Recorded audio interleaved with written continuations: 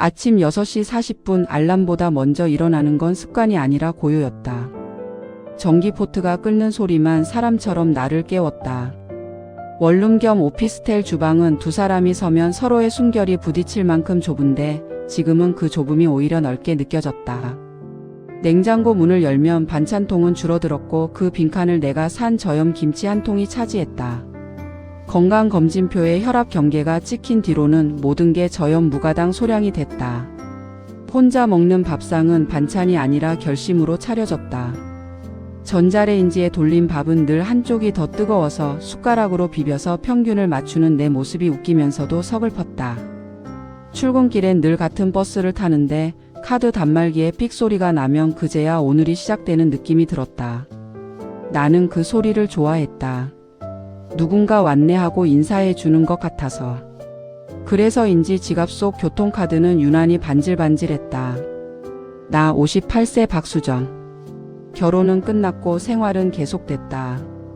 이혼을 결심한 나를 사람들은 드라마처럼 묻는다. 큰 사건이 있었냐고, 누가 바람을 피웠냐고. 나는 그럴 때마다 고개를 저었다. 우리 집에 불이 나진 않았다. 다만 가스가 새고 있었는데 아무도 창문을 열지 않았을 뿐이다. 남편은 30년 가까이 공무원 생활에 불만이 없었다. 재산을 더 늘리려는 욕심이 문제였다. 급여가 들어오면 그날 저녁엔 늘 오늘은 내가 쏜다가 아니라 내일이면 오를 종목이 있어였다. 주식은 취미가 아니라 기분이었다. 기분이 좋을 땐 가족이고 기분이 나쁘면 왼수가 되었다. 어느 해엔 카드값을 막아보겠다고 내가 퇴직금 중간 정산까지 했다. 이번만 넘기면 돼. 그 말이 몇 번 반복되면 이번은 달력이 아니라 빚의 다른 이름이 된다. 결정타는 어느 날 도착한 압류 예고였다. 딸아이 등록금 통장을 지키려고 내 이름으로 급하게 대출을 받았는데 정작 남편은 술자리에서 요즘 다들 빚 있어라고 말하고 있었다. 그 말이 나를 처음으로 다들 속에 넣어버렸다.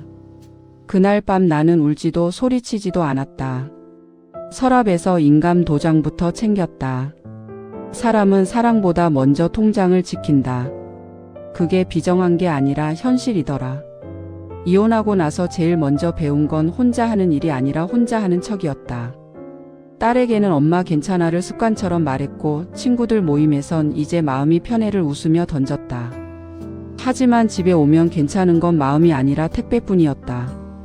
택배 기사님이 문 앞에 두고 갑니다 라고 말하면 나는 괜히 감사합니다를 2번 했다. 사람 목소리가 귀해서. 혼자 사는 웃긴 고비도 많았다. 제일 크게 웃겼던 건 이사 첫날 커튼을 혼자 달다가 봉이퉁 하고 떨어져서 내가 커튼에 매달린 꼴이 됐을 때다. 딸이 영상통화로 보더니 엄마 지금 독립운동 하는 거야? 라고 했다. 아마도 커튼으로 인해 깃발 들고 무슨 투쟁하는 사람으로 보였나 보다. 나도 웃었지만 웃음 끝엔 늘 작은 허전함이 붙었다. 주말엔 동네 마트를 돌면 대용량 할인 행사를 피한다. 어차피 남을 테니까. 라면도 5개 들이 대신 낱개를 찾았고 김도 가족용 대신 혼밥용을 샀다. 그러다 보니 내 삶은 점점 혼자 최적화가 됐다. 편해졌는데 그 편함이 가끔 무서웠다. 사람이 사람을 필요로 하지 않게 되면 그 다음엔 정말 혼자가 되지 않을까 싶어서. 내가 그 사람을 처음 만난 곳은 카페도 산도 아니었다. 국민연금공단 지사였다. 나도 웃긴데 내 인연이 연금에서 시작될 줄 누가 알았겠나. 딸이 엄마 국민연금 예상 수령액 한번 확인해봐. 요즘 다들 계산해라고 해서 갔다. 창구 앞에서 번호표를 뽑고 앉아 있는데 옆자리에 남자가 혼잣말로 숫자를 중얼거리고 있었다. 이게 10년이면 아니 120개월이니까 내가 왜 여기서 수학을 그 말투가 이상하게 정직해서 웃음이 났다. 그는 61세 윤석호였다. 작은 금태 안경을 코끝에 걸치고 있었고 바람막이 지퍼를 끝까지 올려 목이 짧아 보였다. 그게 왜 그렇게 귀엽게 보였는지. 갑자기 내 번호가 불렸는데 나는 자리에서 벌떡 일어나다가 가방에서 서류를 와르르 쏟았다. 그 남자가 반사적으로 같이 주워주며 말했다. 서류가 저보다 더 긴장했네요. 그 한마디에 내가 어색하게 웃었다. 누군가에게 긴장이라는 단어로 내 상태를 들키는 게 오랜만이었다. 창구 직원이 공동인증서 있으세요? 라고 묻는데 나는 있긴 있는데 안 가지고 왔나라고 답해버렸다. 직원은 웃음을 참았고 그 남자는 결국 소리 내서 웃었다. 내 얼굴도 같이 풀렸다. 그렇게 내 삶의 다음 페이지가 예상 수령액 조회 옆에서 슬쩍 넘어갔다. 그 뒤로 우연은 생각보다 자주 왔다. 아니 우연인 척하는 필연이었을지도 모른다. 공단에서 나온 날 그 남자는 자판기 커피를 2개 뽑아 들고 내게 하나를 내밀었다. 저 방금 개그 덕분에 기분이 좋아져서요. 커피 한 잔 하실래요? 커피 맛은 달지도 쓰지도 않았는데 이상하게 마음이 따뜻했다.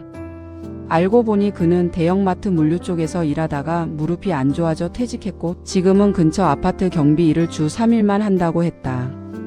연금이 나오기까진 아직 멀어서 몸이 허락하는 만큼만 일하는 중이라고. 나는 내 이야기를 길게 하지 않았다. 대신 지금 사는 오피스텔이 겨울에 창문이 잘 결로된다는 얘기 같은 아무에게나 할 수 있는 얘기를 했다. 그런데 그 남자는 그걸 진지하게 들었다. 결론은 마음에도 생기죠. 닦아줘야 해요. 그런 말이 너무 거창하면 싫은데 그 사람은 말끝을 늘 조심스럽게 잡았다. 며칠 뒤엔 구청에서 열리는 스마트폰 민원앱 교육에서 또 마주쳤다.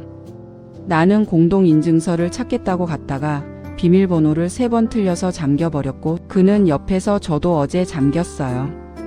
요즘 보안이 우리를 너무 사랑해요라고 위로했다.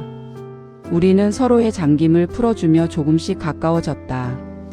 그게 참 웃기지 않나. 50대가 넘어서 누군가와 친해지는 계기가 인증서라니. 처음으로 마음이 확 움직인 건 큰 이벤트가 아니라 작은 실수 덕분이었다. 어느 날 비가 쏟아지던 저녁 나는 마트에서 우산을 샀는데 집에 와서 보니 손잡이에 적힌 이름이 윤석호였다. 세상에 우산이 사람을 찾아다니는지 내가 사람을 찾아다니는지. 나는 다음날 그 우산을 들고 마트 고객센터로 갔다. 그 남자가 거기 있었다. 그는 내 우산을 보자마자 얼굴이 빨개졌다.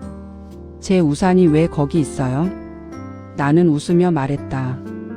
우산이 저를 좋아하나 봐요. 그날 우리는 처음으로 같이 밥을 먹었다. 거창한 식당이 아니라 마트 푸드코트 김치찌개였다.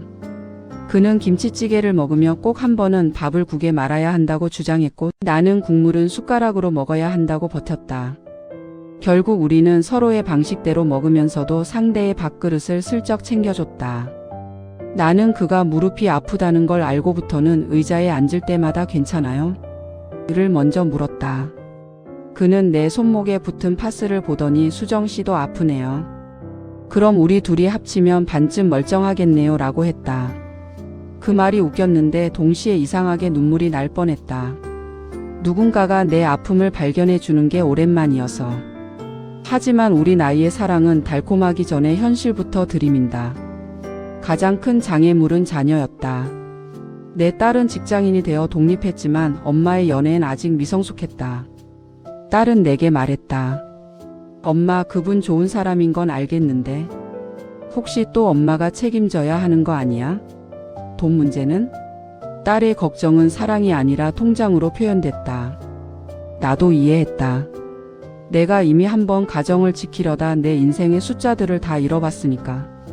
그 남자도 사정이 있었다. 그는 홀어머니를 모시고 살았고 어머니는 가벼운 치매 초기였다. 가끔 제 이름을 잊으세요. 대신 어릴 때 별명을 부르시고요. 그 말 속에 그가 짊어진 시간이 보였다.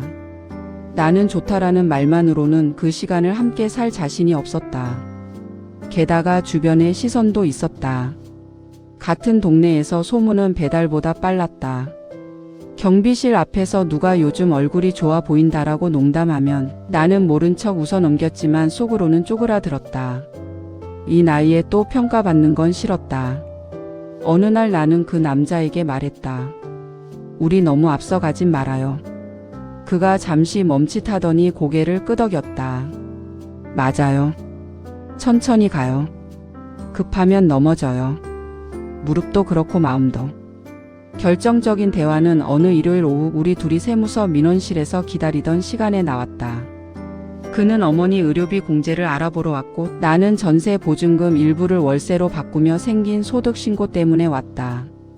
번호표 들고 앉아 있는데 그는 갑자기 내게 봉투 하나를 내밀었다.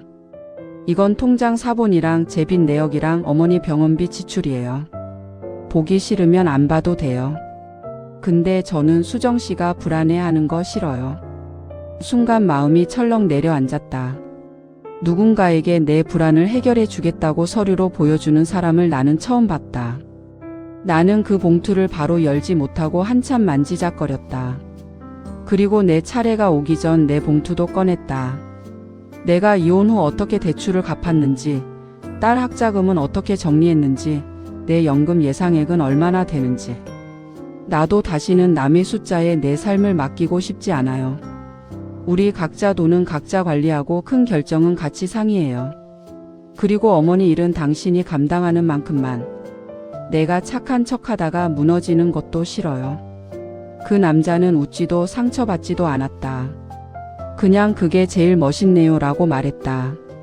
우리는 사랑하자보다 먼저 서로를 지키자에 합의했다. 그게 우리 방식의 고백이었다. 요즘 아침 6시 40분 전기포트 소리는 여전하다. 하지만 그 고요는 예전과 다르다. 어떤 날은 그가 경비 근무를 마치고 잠깐 들러 내가 끓인 미역국을 한 숟갈 떠먹고 수정씨 국은 마음이 덜 짜네요 라고 말한다.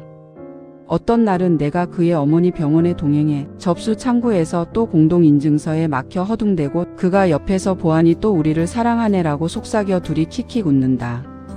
딸은 아직도 조심스럽지만 지난달엔 내게 이런 문자를 보냈다. 엄마, 그분이 엄마를 불안하게 안 하는 것 같아서 다행이야. 나는 그 한 줄에 오래 웃었다. 출근길 버스에서 교통카드를 찍을 때 여전히 삑 소리가 난다. 어느 날 그가 내게 새 카드 지갑을 건넸다. 수정씨 지갑 카드가 너무 열심히 일해서 반질반질하잖아요. 이젠 좀 쉬게 해줘요. 카드 지갑 안쪽엔 작은 메모가 있었다. 삑 소리가 나면 오늘도 같이 쉬자. 나는 그 메모를 보고 혼자 웃다가 버스 안에서 괜히 목이 메었다. 혼자 살며 버텨낸 시간이 부끄럽지 않게 누군가가 내 시작을 함께 들어주는 날이 왔다. 사랑은 거창한 재혼 서약이 아니라 매일 아침에 작은 삑 소리를 같이 듣는 일이 아닐까.